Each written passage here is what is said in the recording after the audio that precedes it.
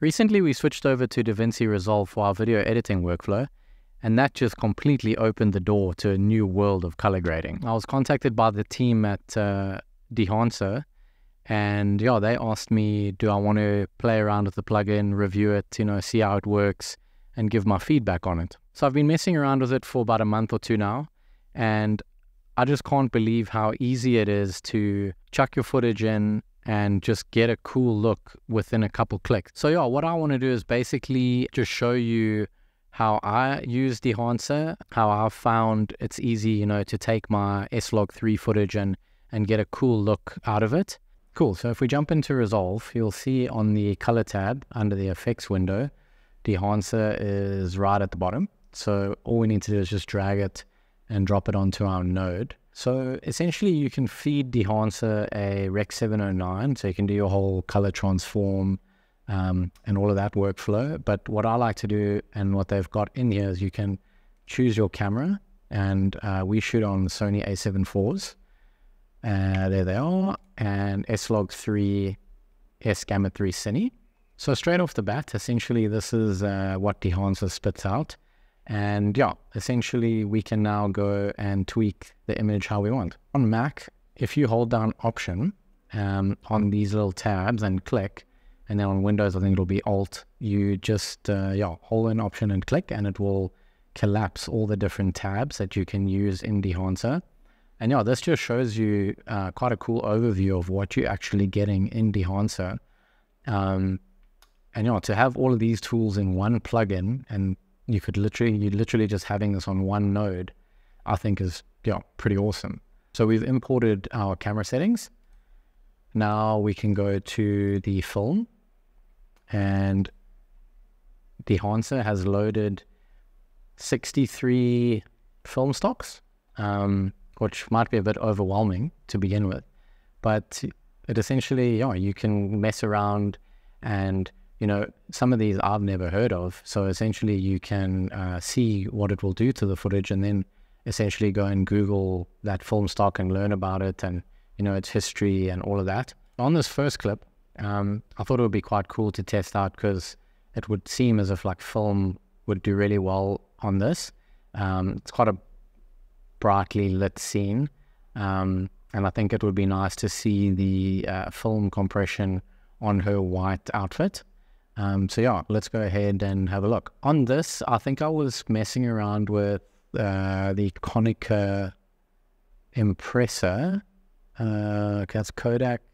Yeah, this Konica Impressor 50 gives it a bit of a green tint, which is quite cool.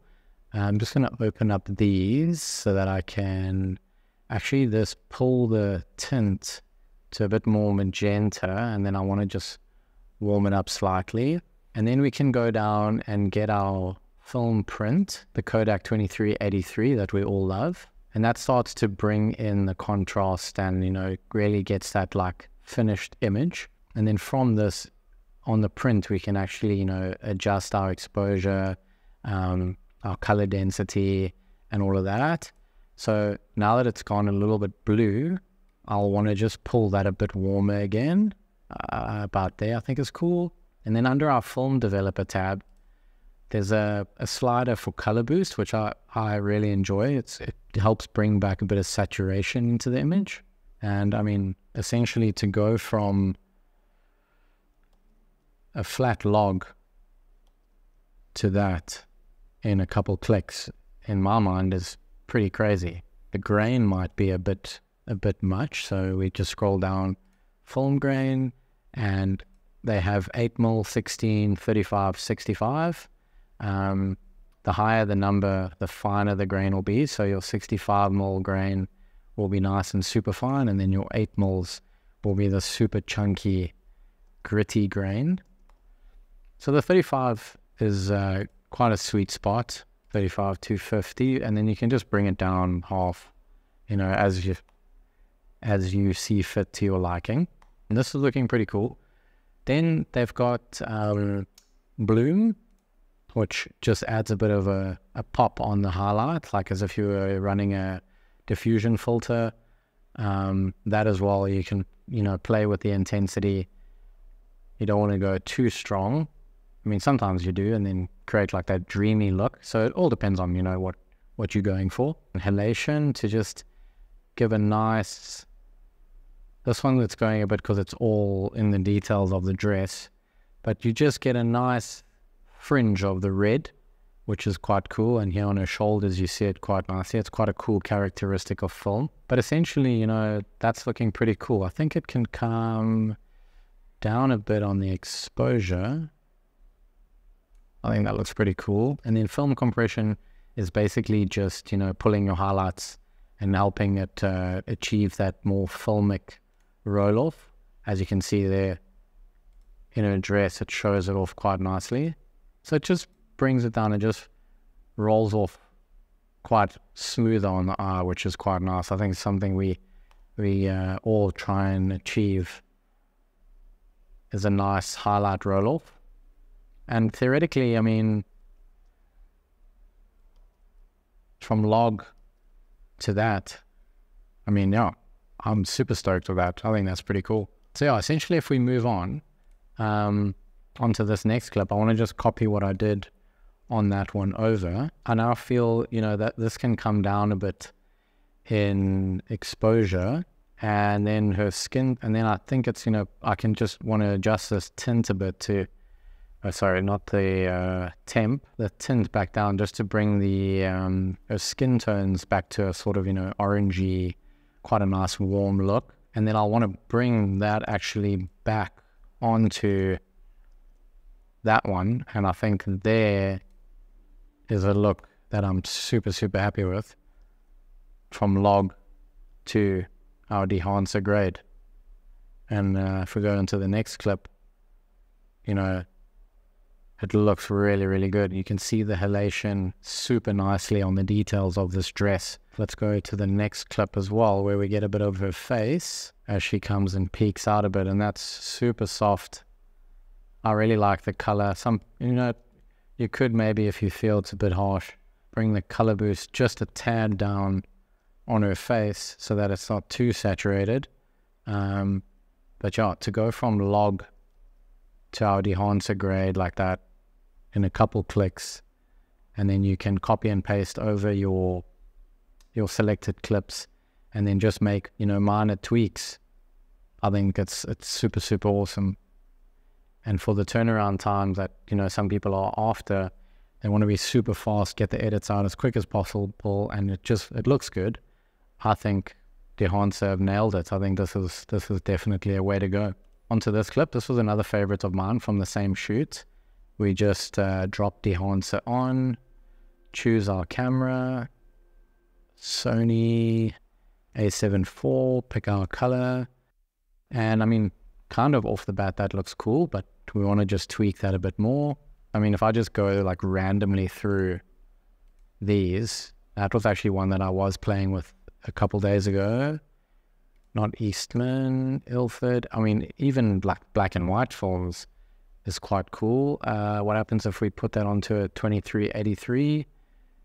See, this is where, you know, you've got linear that still, I mean, looks good. You can pull that and essentially, you know, we've got a cool black and white look with a bit of grain, you know, for a bit of dynamic shots. Could be quite cool. I mean, this is just, it's nuts. And like, this just makes me super stoked on my A7 IV. It just opens so many possibilities. If we go like Fuji color, bring that down. And I mean, I would actually want to, again, a bit of color boost. Let me enable that, sorry. Just to, you know, get some nice colors that were coming through there, the skin tones, the oranges on the couch. You know, and I think I'd want to go for a bit of a finer grain, or just minimalize the 35mm grain, just so it's not too heavy. And then what's really nice on a clip like this is if we add the halation, you see it there just on the specular highlights on the earrings. It just gives it that slight little pop, which is quite cool. And I mean, I think this looks flippin' amazing. Yeah, moving on to this clip. It's awesome restored Defender from another client of mine, Stone Tribe, based out here in Cape Town. They do these amazing builds. So yeah, I've just got a Vision 3 250D and a 2383 print on it. I think what will be cool is definitely halation, because we've got little headlights, and with the sun, I think it'll pop super nicely on all these edges. Where is it? Halation. There it is. And there immediately you can see on the little LED headlight bars and all of that, it's that super like nostalgic film vibe, and that's super, super cool. And again, film developer, I love this color boost slider to just bring back the pop of color. And then I would just slightly warm this, and I mean, essentially I'm pretty happy with that. From log to that, I think that's awesome. And again, super nice with the grain, but you could actually drop halation and drop film grain, and you are left with a super clean image from your, S-Log3 log to this. Super nice contrasty. You've got your hints of orange in these flowers, and yeah, I think it's just great that you can have looks available so quickly using Dehancer. If you don't go for this, sort of filmic look, you can use the tools like film compression to, impact those highlights on a dress, just to give us some detail. If we look at this clip, I've just put Dehancer on the node, and already, the image that it's spat out is really cool. I mean, to go from your log to that, you could be done. You could be happy with that. I mean, it looks really good. You've achieved your film emulation. You've got your grain. It looks really good. But I want to just try a sort of maybe portrait kind of look. Would be cool. Oh yes, this Konica Minolta I actually found was quite cool with this slight greenish tint. Again, now using the developer to get a bit of contrast in, slight bit of color boost, and yeah, I mean, essentially, I'm happy with that. I don't want to, a 2383 gives you a bit of the, well, if I could there, just target the whites a bit warmer, exposure up a bit, and, log, Dehancer, log, Dehancer, it looks really good. Or we could go back to linear, and I mean, this is quite cool. This looks like a printed film photo,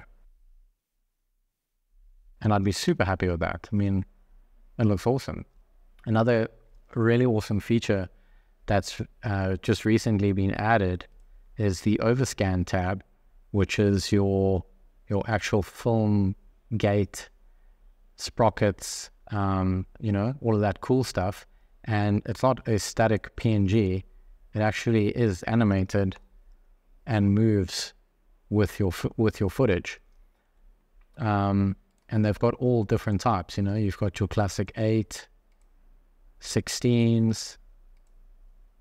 These are super, super cool. So now you don't have to go and search for free PNGs, and here it is built in straight in, and they've got like cool animations on them. They look cool. I think that was a really cool feature that they've added in.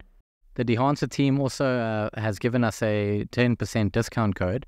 So if you use Foreign Studio to purchase Dehancer, you'll get 10% off. Thank you, Dehancer. Another great thing is, another thing that we've actually been using before the DaVinci Resolve plugin, is the plugin for iOS, for the phone, for our phones. It's such a cool way as well, on the go, when traveling, just to, soften up your digital, because I mean your phone as well, super sharp digital image. You want to just give it a little bit of a softer look, add a bit of grain. Everyone loves a bit of grain, halation, all those cool little tools you have in your hand. I think, the guys at Dehancer have really done a great job with the plugin. It's solid. Had no issues with it, and I definitely will be using it going forward. So if you liked any of the looks that we created in Resolve, let us know. Tell us what you think about Dehancer if you're using it. We'll hopefully see you in the next one, and don't forget to like and subscribe.